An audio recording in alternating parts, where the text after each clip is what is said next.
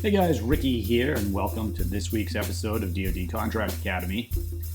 Today we are reposting one of our most popular episodes. This was originally released in June of 2021, and it was an interview I conducted with retired Colonel Louis Orndorff. Now, Colonel Orndorff has been on the show a few times. He is a former contracting officer, so he was a career contracting officer for the U.S. Air Force, and he worked for a lot of different agencies, including Defense Contract and Management Agency. Literally, I don't know anyone in the world that knows more about government contracts than him. And in this episode, he gives you a solid overview. So even if you've been in this space for a long time, I guarantee you're going to learn something that you didn't know before about understanding government contracts, what you need to know before you go after them. It's a good, I would say it's a good response to, or maybe alternate narrative to what you're probably used to hearing from me. I'm usually talking about how we're going to go after and capture and win opportunities and get things on contract with the government. He's approaching it from the contracting officer's perspective. He's giving you some of the things you need to think about from maybe a legal standpoint or just from a federal acquisition regulation standpoint. But it's compelling, and there's a reason it's one of our more popular episodes. It's a great place to either start or refresh yourself or learn something new about what you're doing. So highly recommend that. Hey, if you do love the show, if you listen to us every week, please leave a review, leave comments. This is what helps us develop material for each of our episodes. I like hearing from everybody, so please leave a comment in there, make a request, someone you'd like to see interview, maybe a company that you'd like to hear from, or just a topic that's related to government contracting or business development or closing contracts. You know, there's a lot that we haven't covered. Federal acquisitions is a huge, huge topic area with a lot of history going back a couple hundred years. So there's a lot of different places that we could take each episode. If you are looking for assistance, whether it's in the business development and strategy piece of winning the contracts, or if you're on contract and you have something pop up that you're just not sure how to handle, our associates, and Colonel Orndorff, who you're about to hear from, is one of them. We bring people in to help with specialized things like termination of convenience, or if you're trying to increase your labor rates, or just maybe there's some cybersecurity issue with the contract that you need resolved. We have a deep pool of subject matter experts that can help you there. And of course, we can also help you get started. You can go to dodcontract.com and request a consultation, which is free, or you can take a look at some of our courses, and we have a lot of free material there. So we're here to help. Really, at the end of the day, I just want to see great companies with great technologies, great services and products. I want to get that in the hands of the warfighter and the DoD, and also in the other federal agencies. It helps us make a better country. It helps protect the warfighter, the military men and women. And so that's really the objective here. And it also helps you, the small business owner, right? So it helps you generate that additional stream of income, which, by the way, especially, this is May of 2023. And when we see an economy fluctuation like we're going through right now, it's good to have a source of revenue that's not tied to the economy necessarily. That's going to be a little bit more stable. And that's what you're going to get with federal government contracts. So here is Louis Orndorff, and enjoy the episode. Well, I had an interesting Air Force career, over 30 years of what I call weapon systems to war zones, buying anything from major weapon systems like fighter jets or tankers, or doing some of the sustainment for those things, down to war zones where we were in the war zones, leading some of the acquisition efforts and oversight for the life support for the troops. So I've got a pretty broad range of experience, if you will, on the acquisition and contracting side. One of the key things is I've really done the full spectrum. Not every possible thing in the federal acquisition, but quite a bit of the spectrum there. As a squadron commander at the lower level, a lot of the basic contracting, a lot of the local commodities, a lot of the IDIQs and different types of contracts. And then as I grew through other commands and other major opportunities, I saw how the very complex RFP process comes together, how it succeeds and how it fails, both from the government side and from the contractor side. I've seen a lot of mistakes that contractors make, and you just look at these and you just go, oh, this if they just had not made that mistake, it would have been a whole different outcome. But most importantly, I've seen an awful lot of how contractors succeed once they get the contract, and how they fail once they get the contract. So after talking to you about what can we talk about here, I think that's a really good area to spend some time highlighting. Yeah, no, absolutely agree. And anyone that listens to this or sees, our video and our marketing, we spend a lot of time on how to acquire the work. And it's, companies do spend a lot of focus on that, right? How do I get the contract? How do I get on contract? Not as so much though as once you're on contract, what do you do then, right? And it's critically important, right? I mean, you can make some pretty big mistakes if you land that contract and you didn't read the fine print. So, no, I think this is going to be new too, a new topic area that we can go over with anyone listening or former clients or whatever, as to what are some of the specifics once you're on contract that you need to be looking out for. So, no, that's great. And then, so you're a contracting officer, right? You're a former contracting officer. I just wanted to kind of peel the onion back a little bit because a lot of companies, when they look at federal acquisitions or selling to the government, they don't realize that there are many different professions within the government as far as putting people on contract, right? You have contracting officers like yourself, program managers like I was, kind of managing those programs once they're on contract. You have engineers, you have finance people. So you're a contracting officer. Could you give us just a couple sentences on what does that really mean? Is like, how does that fit within the government, the federal marketplace, and the federal acquisitions kind of landscape? Well, it's really all about congressional funding. If you have money that has been appropriated by Congress, you have a very, very short list of people who can actually sign contracts and obligate the government on behalf of the government and actually spend that money.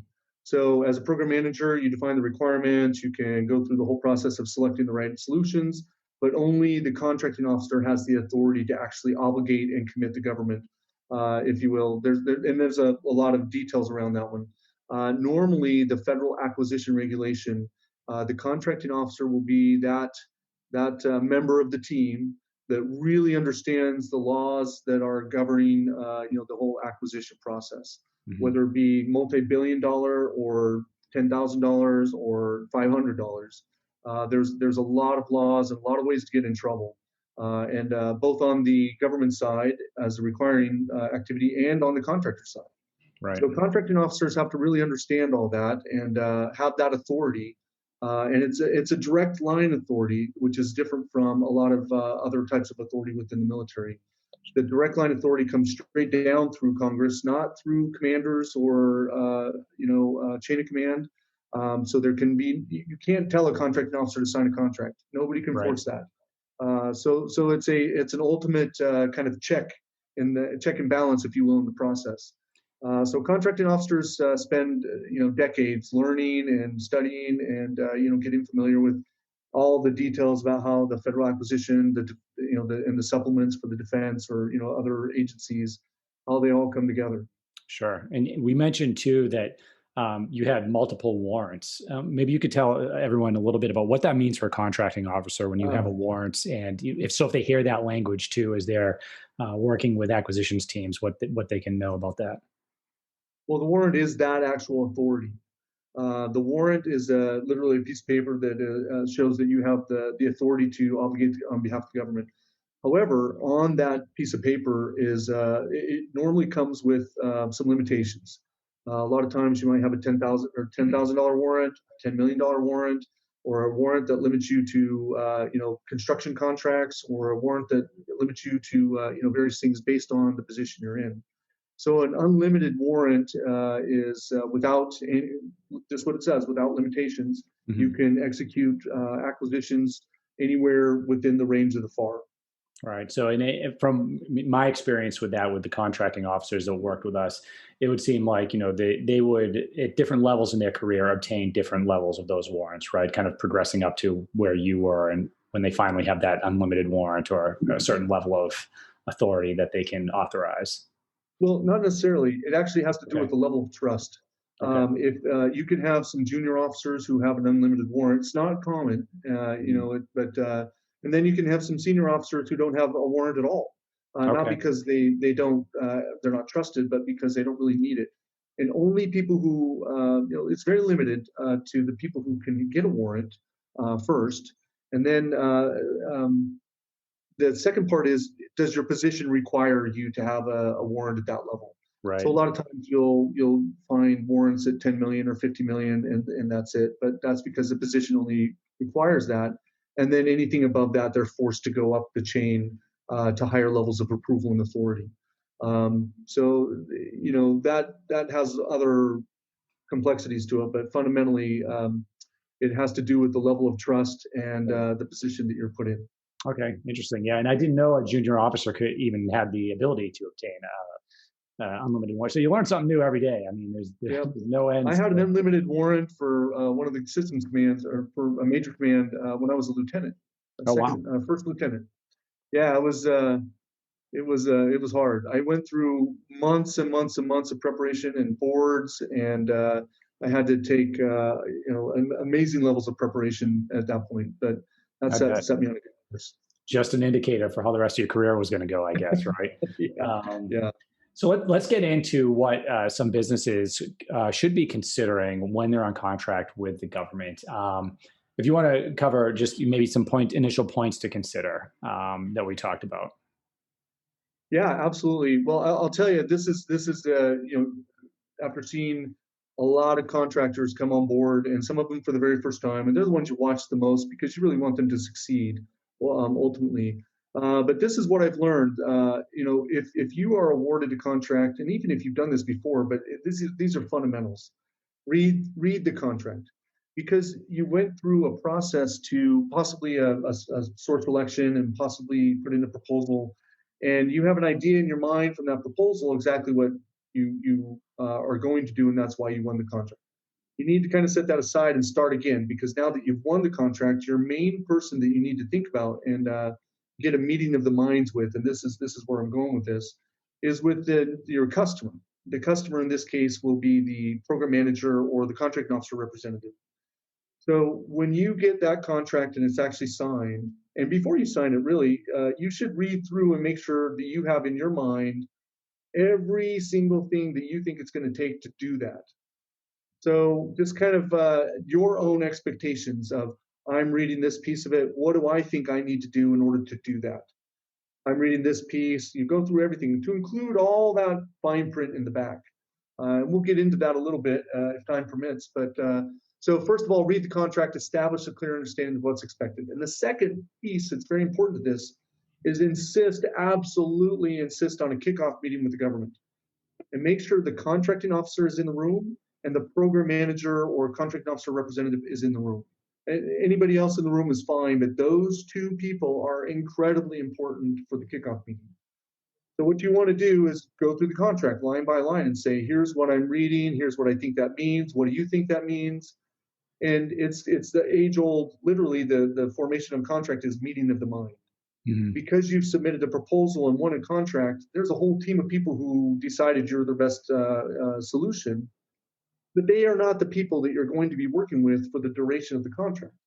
So you need to make sure you have a clear meeting of the mind with the people or the person that you're going to be working with for the duration of the contract. And if you don't do that on day one, a week in, sometimes I've had program managers come into my office after a week and say, "We got it all wrong. This contractor is completely the wrong answer because XYZ." Mhm. And I realized, okay, well, we actually didn't sit down and do a kickoff meeting to get everybody on the same page. And it protects the contractor and it protects the government at the end of the day. So getting a clear understanding of what everybody expects, and then kind of thinking through, how do you do that? Um, and part of that is a lot of program managers don't even read the full extent of the contract, but there Mhm. are many pieces inside that contract. Yeah, you know what I'm talking Yeah, about. I know exactly what you're talking about. Yeah. Yeah, as many times as you've been told to read the contract so that you're clear on what the contractor's supposed to be doing, you have your own idea. You get to the contractor, you guys get in a room, and you take off and say, okay, let's go do this. Well, if you're not centered around the contract, immediately there's some challenges with when things kind of go too far down one road, and the contractor all of a sudden says, hey, wait a minute, you're asking for stuff I didn't sign up for, and it's going to cost me an awful lot to do that. Now you've gotten into an arena that's going to cause some problems. So do that up front. Meeting of the minds right off the bat. Yeah, it's a good point. We actually discussed a recent client who didn't read their contracts about a month ago. They didn't read the contract all the way through, and there were some ramifications. They realized that if they met the contract demands on what they were supposed to provide, that would come at great financial cost to the point where they couldn't do it. And I guess this could kind of lead to the next piece, which is how can you fail at a contract, and what are the ramifications of that if you fail to meet expectations or fail to. I got some fire engines going on in the background, but what could happen there for a company? What do they need to be on the lookout for? Well, you might need some fire engines. Yeah. That's yeah, it can go. There's a couple of different things that can go wrong. One, if you don't read the contract and you find that you're trying to perform, but for some reason it's not going well, and you didn't have that meeting of the minds, and you start to have conflict. So there's a couple of things that can happen. It ranges from contracting officer letters that basically tell you to correct whatever the deficiencies are in and there's different terms for that based on different types of contracts. That's kind of the easy end. Then it ranges all the way to termination of the contract, and ultimately, if things really go bad, you can be barred from federal being able to be eligible for federal contracts for a period of time. So um, the key on this one is once you get a letter from the contracting officer, you're already quite a ways down the problem street, if you will. Some of the things the contracting officer can do if they don't feel like you are performing, whether it's delivering a product appropriately or providing a service appropriately, or whatever that meeting of the mind is, the disconnect. You remember you're dealing with a sovereign government. They have the ultimate trump card, if you will. They have the ability to say, I will not pay you. I will take money from you. I will penalize you. I will debar you. And ultimately, if those things start to happen, you have recourse through the courts. You can get tied up in that quite a bit. But the goal is to avoid that completely. Right. If you have lack of performance and a contracting officer decides that they want to penalize you financially, this is something that you don't really have a vote in. They can unilaterally decide not to pay you a portion of whatever you think is required, and then your recourse is through the courts. Um, and then the contracting officer knows that because it costs you a lot more to recover than it does to try to correct your performance. And if the contracting officer has a solid position of why they decided to decrement your payments or and there's really not much you can do. So the goal is, again, I go back to I'll beat this drum consistently. Meeting of the minds early on will avoid all these problems. Sure. Yeah. And I mean, I would add to that just from the program management point of view, you know, our best companies, ones I had a solid relationship with as a PM, and those were companies that were constantly, asking, hey, how are the guys, if they're providing support, how are our guys Yeah. doing? If they're working on a tech development project, just making sure that they're hitting the parameters. And also just from a finding new work within the government point of view, if you have that relationship, some of our most successful clients are always asking at the end of those, hey, does anybody else need our type of service or Yeah. product? And, at the end of the day, I think the federal contracting world is actually a small place, and a lot of people know each other. So there's a lot of work to be gained by networking. And certainly, as far as pertaining to this conversation, meeting expectations, if you have that solid relationship with everyone, starting with the kickoff meeting, you're definitely on the right path. So Absolutely. Absolutely. yeah, no, that's great. What can you tell us about commercial fire part 12?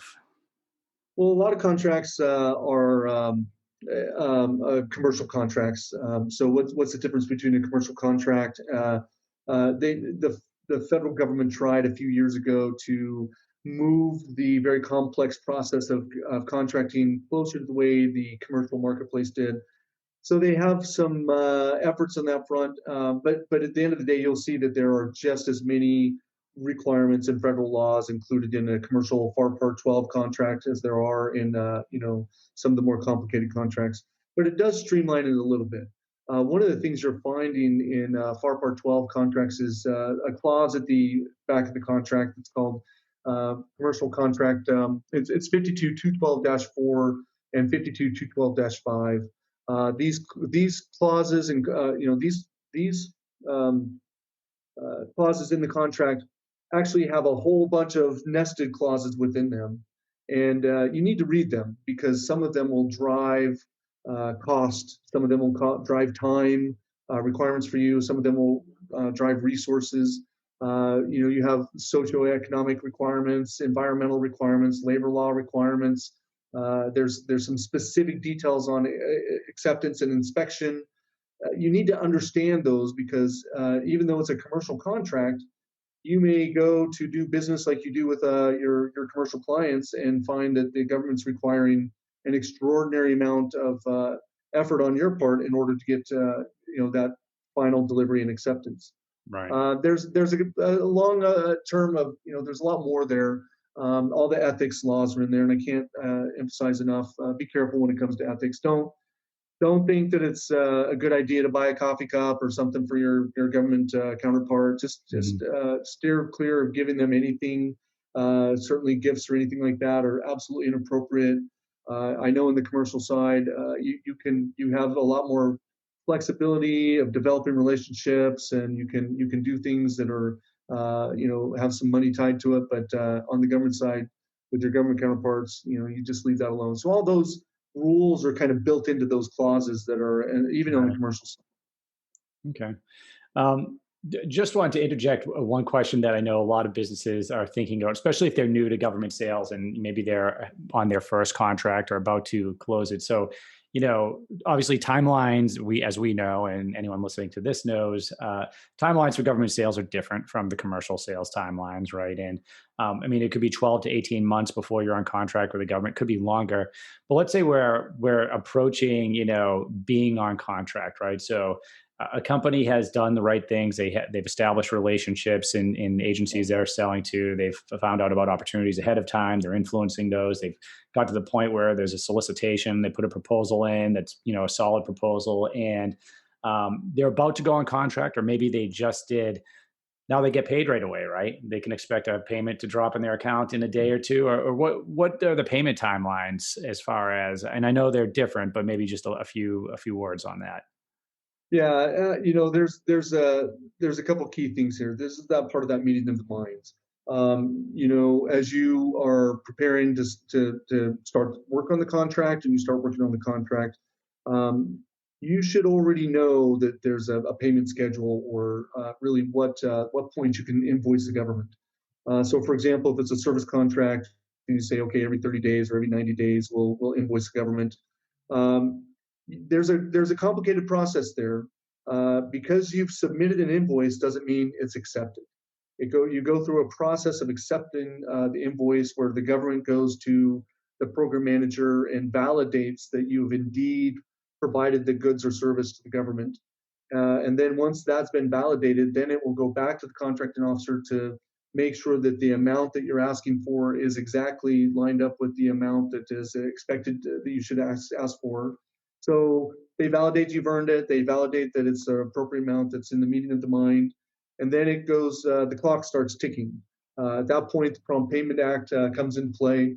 And it's not really prompt, but you should see something through the payment processes within about 30 days after that point. Okay. So sometimes people will go 6 to 9 to 12 months in some cases without even seeing a payment. Wow. So when you get a big contract, it doesn't mean you get a big cash flow.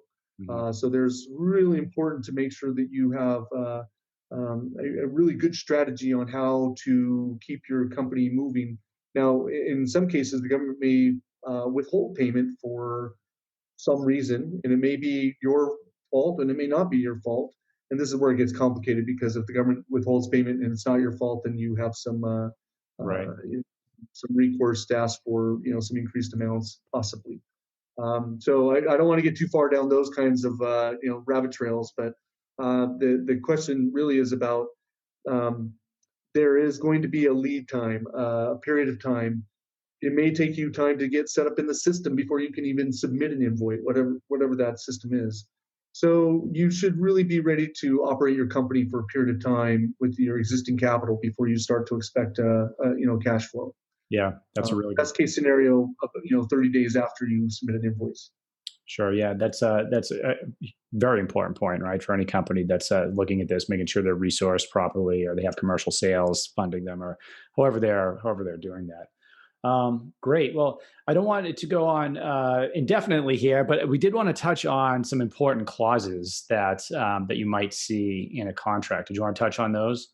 Yeah, I'll just do. I'll do it this way. It's important that you read the contract. Now, just because you read the contract doesn't mean you really understand what you're reading.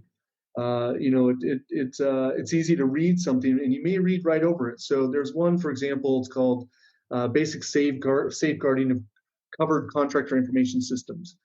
And if you just hear those words, you think, oh, okay, whatever, I'm going to read that and keep moving. Well, this is part of the cybersecurity maturity model certifications. And in some cases, depending on what information is on your computer systems, it could be a very extraordinarily expensive certification and process to safeguard that information. So when you see these clauses, if you don't really understand them, you kind of need to stop and just make sure that you understand that. In some cases, you may have a clause that's about inspection. It just may say inspection clause. Well, for most commercial companies, they might be ISO 9001 certified, so they get kind of like higher levels of inspection. But in some cases, you may be opening yourself up to like Defense Contract Management Agency inspectors coming into your organization, your plant, your facility, and they can drive extraordinary costs by requiring you to adhere to certain standards that you may not have realized that you now need to, be held to.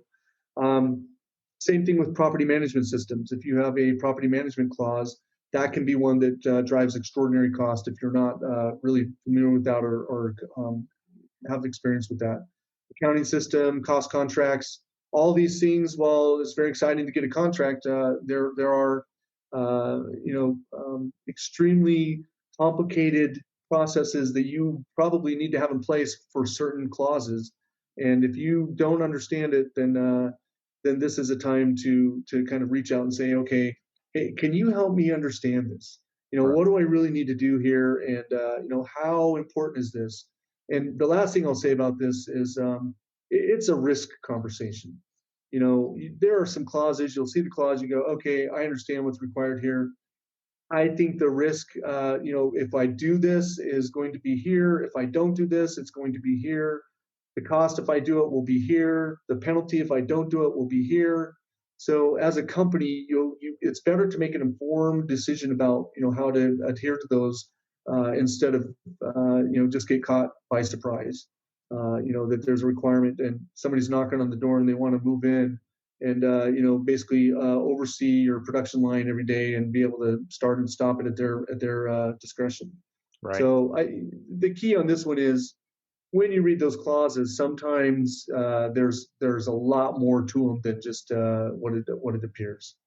Yeah, I mean, that's a good point, and kind of a transition here as we're wrapping up is if you don't understand those, or you want to make sure that you understand the contract you're in completely, can certainly reach out to us, richardchoward.com. I refer to the consortium of subject matter experts that we use. So if you want Lewis to review a current contract or want to talk about that type of work, feel free to reach out and we can set something up. It's been great talking with you today, Lewis. Thanks for taking some time out of your busy Oh, it's my schedule. pleasure. And I know that there's tons of contracting questions that we have, so I'm sure you'll show up in a couple other of these podcasts for everyone. Any parting words or parting thoughts before we close down? No, it's really exciting to get a government contract, and I'd say the last thing I would say is don't lose sight of doing a good job on the contract you have. Your reputation actually is very important, and you build that by being successful one step at a time. I've seen some companies that they get a contract and then they get another contract, and they start to lose sight of taking care of those contracts as they're searching for more and more. Protect your reputation, and you do that, you build it and protect it by doing a good job on the contract you have. Now that doesn't mean you don't want to look forward and keep looking for more contracts, but don't forget to, I like the word protect your base, and that is your reputation, and it is a small world. And if you don't do well, then that gets around. If you do well, that also gets around. Yep. Small community at the end of the day. So no, those are great thoughts. Thanks again for coming on the podcast. Thanks everyone for listening. There may be a part 2 to this, so stay tuned for that. Great, and have a great day. Hey guys, Ricky here, and hope you enjoyed this episode of Government Sales Momentum. If you did enjoy the episode, please subscribe to the podcast and leave a review. It's very much appreciated. If you're interested in selling products and services to the Department of Defense, I have something for you that you're not going to find anywhere else in the world. The team and I created a program that takes everything you need to win defense contracts and put it into one place. Up until now, only large defense companies and a small amount of people in the know have had access to how products and services are really sold to the Department of Defense. I've taken all of that information and put it in a step-by-step training module that shows you how to consistently sell to the U.S. military. If you join our membership, not only do you get the model, but you get weekly sessions with former DoD acquisitions officers for training, guidance to answer your questions, and a community of like-minded business owners that want to partner on different opportunities for bid, for subcontracting and teaming, or just to discuss general strategy on how to sell to the DoD.